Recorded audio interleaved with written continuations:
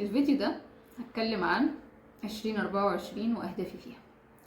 هو يعني فيديو بعيد شوية عن محتوى القناة، بس انا قلت اشارككم يمكن اخد وعودي اللي انا عاملاها لنفسي بجد واخد خطوات جادة عشان خاطر انفذ الاحلام دي. الحقيقة انا مأجلة خطوة تحديد الاهداف يعني لاسباب، منها انه مش كل سنة انا مع بداية السنة يعني انا ممكن احدد الاهداف في شهر 5 عادي، وبعدين انساها. يعني هي المشاكل هنا ان انا مثلا اقوم في شهر 5 اقوم محدده اهداف تمام وانسى، وبكون بقلب في اجندتي بالصدفه فلاقي الاهداف اللي انا كنت محددها في شهر 5، فلاقي ان انا فعلا وصلت لحاجات وفي حاجات ما جيتش جنبها، من ضمنها اليوتيوب مثلا. فمش عارفه العيب فيا ولا انا بحط اهداف كبيره ما تتحققش ولا ايه.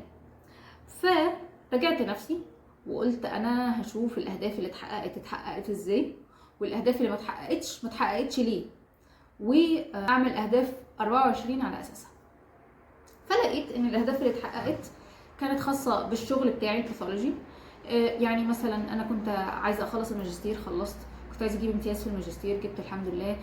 كنت عايزه صحتي تبقى ان انا اهتم بصحتي احسن، الحمد لله. بقيت اروح الجيم، مش ملتزمه قوي بس بروح الجيم على الاقل مره في الاسبوع. اكلي اتحسن، صحتي العامه تدهورت في النص شويه، حاجه خارجه عن ارادتي، بس انا يعني اديت لجسمي ولنفسي الاولويه، ما كنتش هامله الامر. فده كان تطور بالنسبه لي.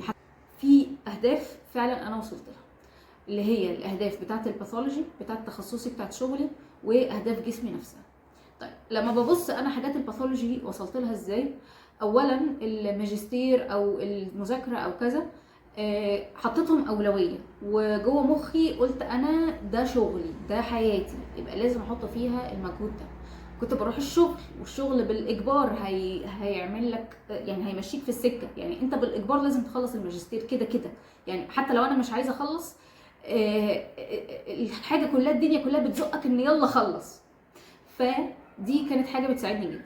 موضوع الجيم ده عشان انا لقيت ان برضو يعني حطيتها برضو جوه دماغي انها اولويه، مش حاجه ثانويه، لا هي اولويه.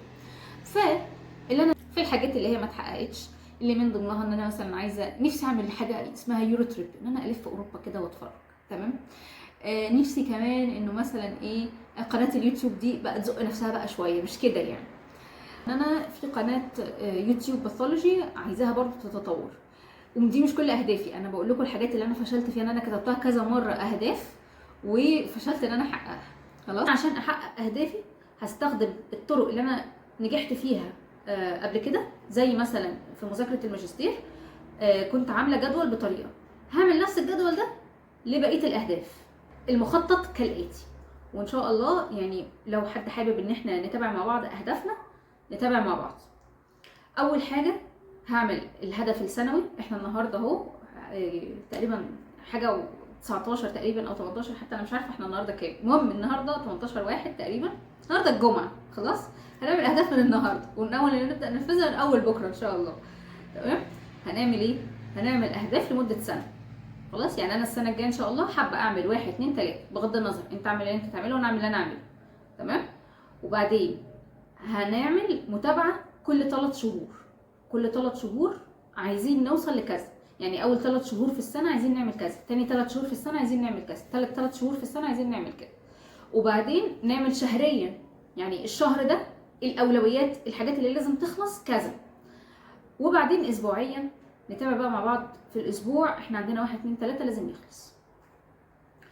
ف انا محتاجه حاجه تساعدني ان انا اعمل الكلام ده في ورقه او كده.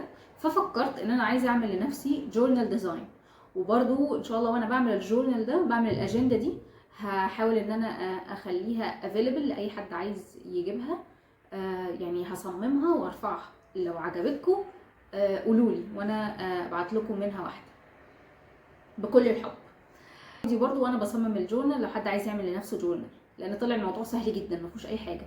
انت بس حدد انت عاوز ايه، هو شويه بياخد وقت بس الآلية سهله ما فيهاش حاجه. وبعدين اتابع اهدافي، دي اهم حاجه. والمتابعه دي ان انا مثلا خلص اول اسبوع نشوف انا ايه الحاجات اللي وقعت مني، وانا متوقعه مثلا ان انا لو انا حطيت حاجات كتير الايام اللي انا بنزل فيها شغل مش هعملها، لان انا خلاص هي دي طاقتي ومش عارفه انظم وقتي اليوم اللي فيه شغل، لان انا بسافر الشغل فببقى مش قادره بقى خلاص. فالمهم الحاجه اللي انا عارفه ان هي مثلا في دروب، يعني مثلا الاسبوع اللي هيبقى فيه شغل هحاول ان انا انظم التاسكس في الايام الاجازه، او في ايه، هحط تاسك صغير في اليوم بتاع الشغل بحيث ان الحاجه تتعمل خلاص، عشان لو الاسبوع خلص والحاجه ما اتعملتش ابقى عارفه هي ما اتعملتش ليه، واحاول اصحح من نفسي الاسبوع اللي بعده. ونفس الكلام المتابعه الشهريه، يعني مثلا الشهر خلص، احنا محددين ان الشهر ده عندنا 1 2 3 هيتعملوا، فلو الحاجه دي ما اتعملتش نتابع هي ما اتعملتش ليه. بس فكده الحياه تبقى منظمه، هيبقى في جورنال اكتب جواه ايه هي الحاجه اللي انا عايزاها، وبعدين ابقى الجورنال ده برضو وظيفته ان انا اتابع نفسي، وبعد كده الدنيا ما تبقاش عايمه، ابقى عارفه اولي من اخري، عارفه الدنيا ماشيه ازاي. وده كانت طريقتي في المذاكره على فكره، يعني انا الحمد لله اللي خلاني اتحسن في المذاكره موضوع الجدول ده، ومش ببقى ماشيه عليه بالظبط على فكره، ببقى ماشيه كده، يعني في حاجات بتقع وبعوضها، بس كنت عامله جدول لمده شهور. والمتابعه بقى ان انا كاتبه انا المفروض يوم كذا اخلص كذا، المفروض يوم كذا اخلص كذا، المفروض يوم كذا اخلص كذا، لو الحاجات دي ما خلصتش بتترحل، فبالتالي انا متابعه نفسي.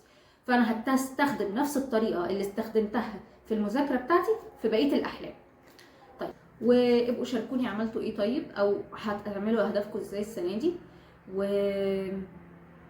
واشوفكم الفيديو الجاي، وابقى ارفع لكم الجورنال لما يخلص ان شاء الله. اول هدف ان شاء الله ان احنا نعمل الجورنال هرفعه اول ما يخلص، واشوفكم الفيديو الجاي.